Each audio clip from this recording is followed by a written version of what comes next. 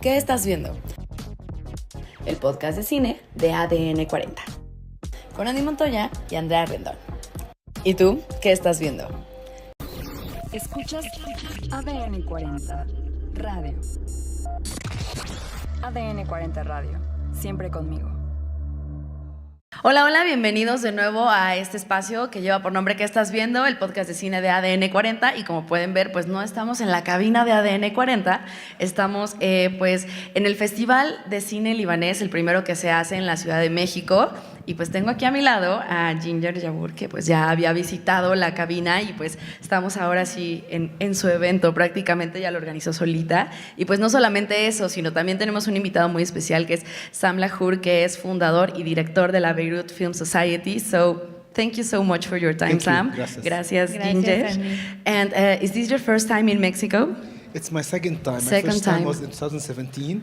I was programming a special program for Lebanese cinema at Guanajuato International Film Festival. Oh. So Lebanon at that time was it the was guest country. The guest country, yes. Yeah, so there are a lot of people that came from Lebanon. So Beirut Film Society, we did the short film program at that time, but I didn't visit Mexico City. So this is the first time in Mexico City. So what's the first thing that comes to your mind when you think about Mexico? In fact, I'm still discovering. At first, before knowing the country and having friends here, definitely Mexico had somehow a negative perception in some of our mind. We always think about Latin America as place for drugs, mafias, this kind of things. And then, because this is the only country in Latin America that I visited in my life, so I didn't go to any other country in South America. But of course, definitely when you meet the place, when you come to the place, you feel more, you know it better. So yes, and that's a little bit of what I want to talk with you and with Jean.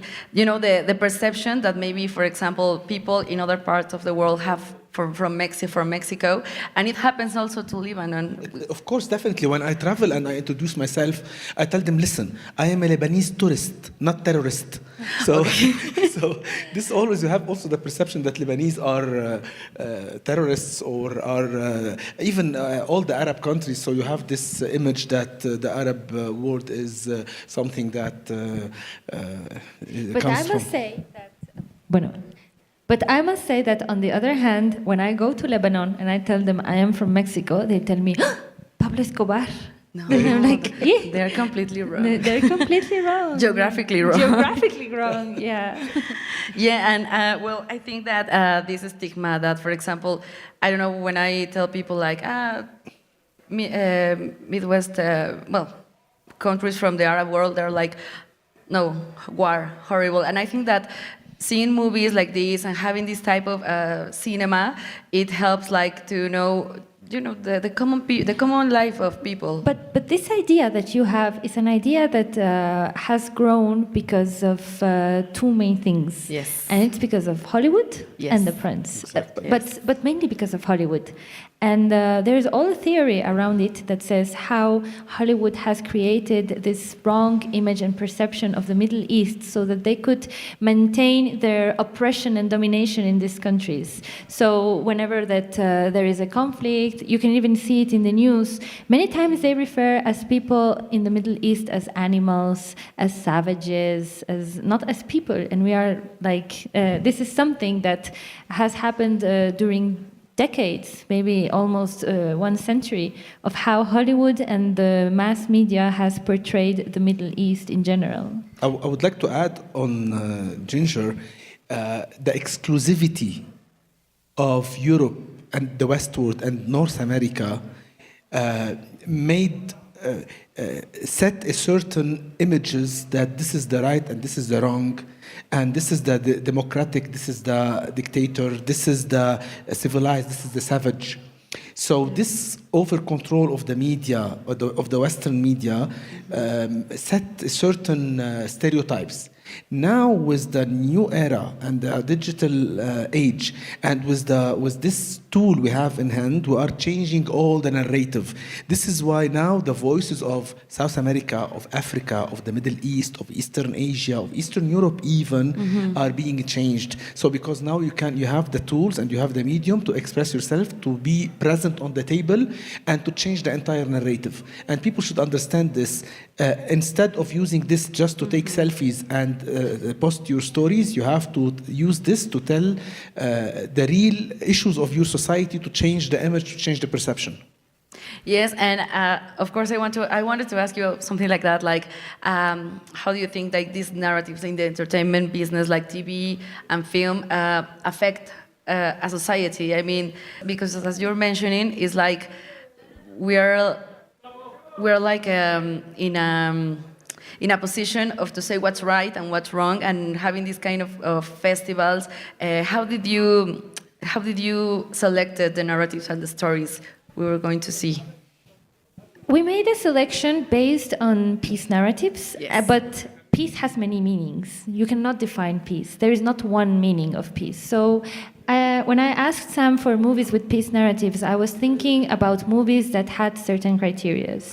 First of all, movies that didn't portray stereotypes or violent images of the Middle East. This was the first criteria. I didn't want any movie that had war images or violent images of Lebanon.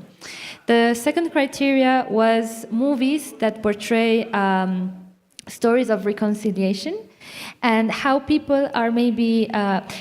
with peace narratives, we don't necessarily mean forgetting what has happened or denying the history, Yes. but what we mean is how people are reconstructing themselves after what has happened. So, for example, one of the movies I really like that I think that really portrays what we want in this festival is Shattered, Destrozada.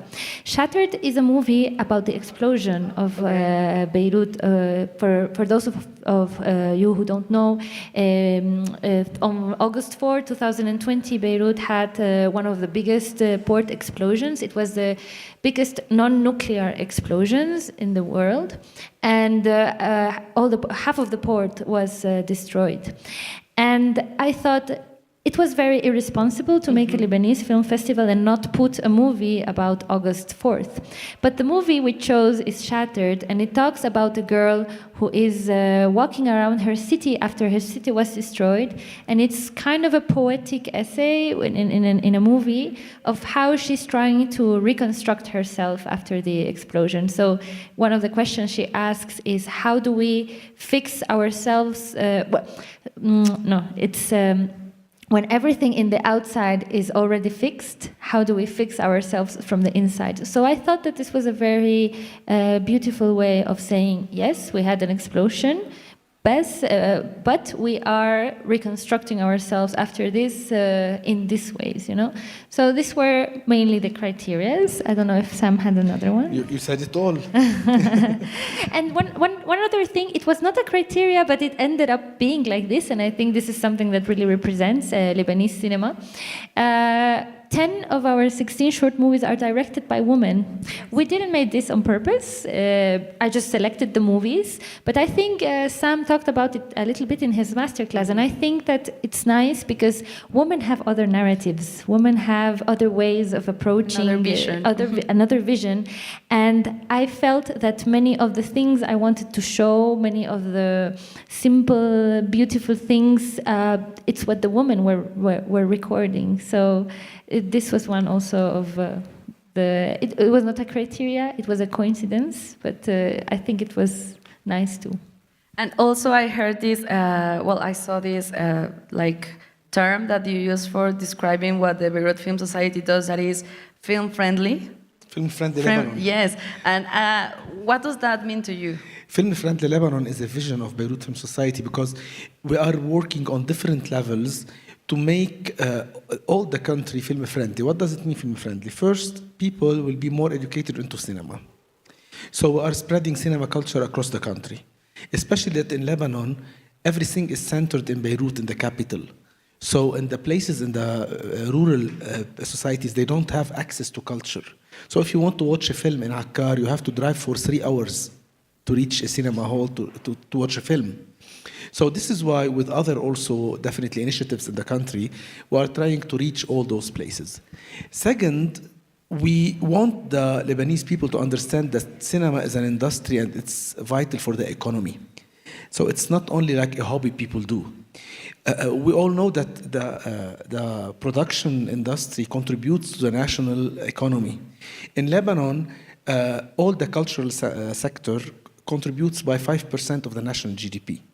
So, and what we do, like when you take a film and you go to rural places and shoot the film there, you inject cash in places where this cash will have a big effect on the economy. So this is what we did in the film that we will watch today, C-Section. In C-Section, we took a budget and we used this budget in a place far from Beirut. First, when you go to this place, this budget will be more effective because what costs in Beirut $1,000 in the rural places cost half price. So you have less cost. And then when you inject this cash money in the local economy, every small business, they will work in it because film is not only about acting. It's also about set design. There are people, carpenters who work in it, electricians, painters, everyone. So you need drivers, hotels. It's an industry. It's an industry. So when you work on Film Friendly Lebanon, we prepare those places to be able to welcome film production on all levels. So people will be trained to work in the industry. Even some small communities, they may do a small business of doing catering, sandwiches. So when you inject this money in those places, you will help those people to stay in their land, in the rural places, and reduce the level of internal migration from the rural places to the cities, and definitely you will promote also again for something called film-induced tourism. So people, they will watch the films, they will know those villages, they will go and visit them. So it's an entire process that makes or contributes in making culture, cinema, and production a very vital tool in the national economy. So this is the vision. It's not only just a slogan. It's really something that will change the entire perception of how to be sustainable, how to build sustainable villages and sustainable towns in the country. It sounds amazing. It sounds like a big plan. Like, of course, it is a big plan, and it also includes a database like over all the country. We are preparing a database that geographically and on crafts, locations, everything on a website. We will have eventually, in a short period of time, all the data for all the countries. So if you want to go and to shoot in Baalbek, you enter the website and you see who are the people who are the talents, who are the professionals, who are equipped, the location, the hotels, the hospitals. So you have all the data related to with contacts, with pricing. So this is the project. It's a big project. It sounds amazing, and I want to ask you something. When I heard in your masterclass that you don't have an arcade, that it was born, I felt like my heart was broken because I could not imagine revisiting the story of my own country without movies. So I think that movies are like a window to the past and to the history of your own country. So how do you feel like not having this and what people can do, or I don't know. I want to say something out of your question. Cinema writes the true history of a society. History that we study in the books is a big lie. Why? Because it is written by those who win the wars. I don't know how it's said in English, but maniquea, historia, history, like, yeah. History is written by the generals of the army who win the war and by politicians. This is what we teach our children in the school. Imagine that Adolf Hitler won World War II. Mm-hmm. We would study in the books that Winston Churchill was a criminal and he used to bomb Europe and kill children. So, and we will study that the nuclear bomb that was thrown in Nagasaki and Hiroshima was not to stop the war, it was to massacre millions of people. So the narrative of history is written by those who are winners. However, filmmakers come from the people and they write the story from the perspective of the people. They are the voice of the people. This is why they are great contributors in writing the history. Then films are not only a story that you are watching, it's a historical document.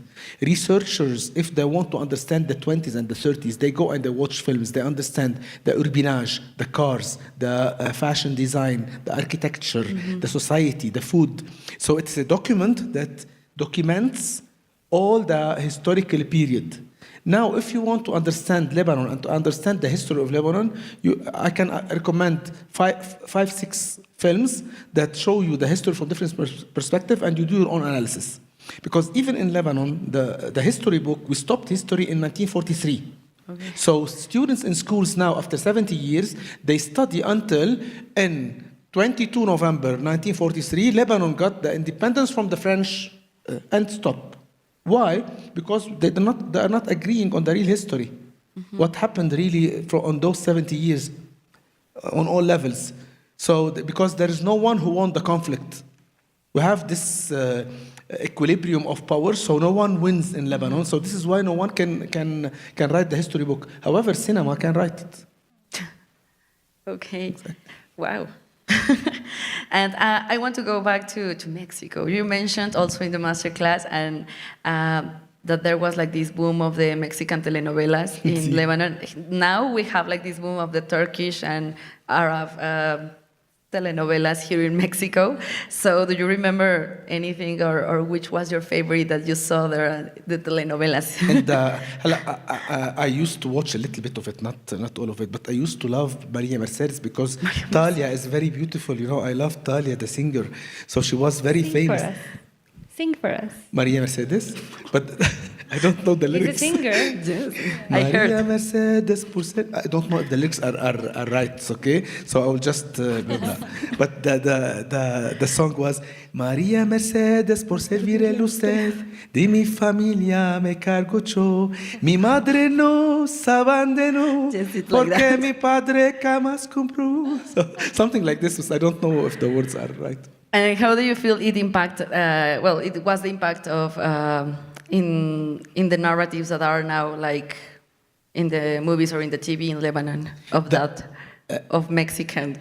In fact, those stories that they came in the 90s in the Mexican novellas were new for the Lebanese society because they were not like that similar. Some of them, of course, the love stories are universal, but it was a very simple story of love between poor and the rich people. So it was not that. It doesn't have that lot of depth. And this is the issue with the novellas, TV novellas, because they address they want to please everyone in the society, and they have a previous judgment while doing the novella that if you want to sell, you have to be silly. Yes. So this is an issue in TV drama. This is why TV drama doesn't cross the level of being an entertainment, except, of course, of few series that are very artistic, rich. Like now, George Khabbaz on Shahid has a Brando Shara. Brando Shara, when I watched this series, and it's a Lebanese series, when I watch it, I thought that this one will not sell. Because it's a series with value, with values, with artistic approach, very beautiful. It worked well because George is very famous and people love him. I think we will try to bring him next year with us here. So, however, the topics are not that interesting in terms of society, and most of them, they are imposed on society. Like imposed, you feel that this story does not happen in real life. Yes, that happens. And those characters does not exist in society. That happens a lot. And well, to finish, I want to ask you a question, and also like having this reflection. You mentioned also in the masterclass that there was this time when there was the war, and they want to make movies, so they stopped the war, the fire for days, and they contribute even to the movies, the soldiers, and they were happy. So I think that maybe film and movies are like a weapon of peace. Exactly. This And is what I was saying. I was touched by that analogy. So I don't know. Thank you, Ginger, for making this festival that has this line and this narrative. And thank you, Sam, also Thank you. for sharing this with us. Do we have space for another last yes. idea? During But the wait, maybe people in the podcast don't know the story, so maybe okay, Sam, yes. you should tell This is- the yeah, story. exactly. So during the Greek era, they used to stop wars during the festival of theater or during the Olympics, and actors and sportsmen, athletes, were used as ambassadors for peace. So in Lebanon during the war, production companies, they wanted to produce and to use the actual location of war scene. So they used to go to the lines of fire and ask the militants and different parties, to stop the war for a couple of days to do the shooting. And they were happy to do it. So they stopped the war and they do the shooting, and some soldiers or militants, they also participate as extras in the films. And yes, this is very symbolic, because cinema definitely is a tool for peace. And in April, we had the opening of Beirut International Women Film Festival on 14 April. The night before the opening, at night, Iran did the attack on Israel, the big attack that happened. So I received hundreds of phone calls asking me if we are keeping the festival. The festival was the second day. So on the second day, we did a public declaration, and we reminded people that during the Greek era, they used to stop war to do the festivals. So we will not stop the festival to do the war. So this is the equation. And we are still trying to fight this in a region that is governed by wars. So this is why we are continuing to do events and festivals and cinema and productions. Because war, whenever you are producing a theater play or you are doing a film or a festival, the sound of war should stop and keep space for art and for celebrations. Thank you so much, and thank you so much, Ginger, for this space, and thank you for your time. And pues bueno, sigan a ADN 40 en todas sus redes sociales. Muchísimas gracias a Ginger, muchísimas gracias a Sam. Y pues nada, recuerden seguirnos en ADN 40 en todas las redes, en Spotify, darle like a este video, compartirlo, y pues nos vemos hasta la próxima. Gracias.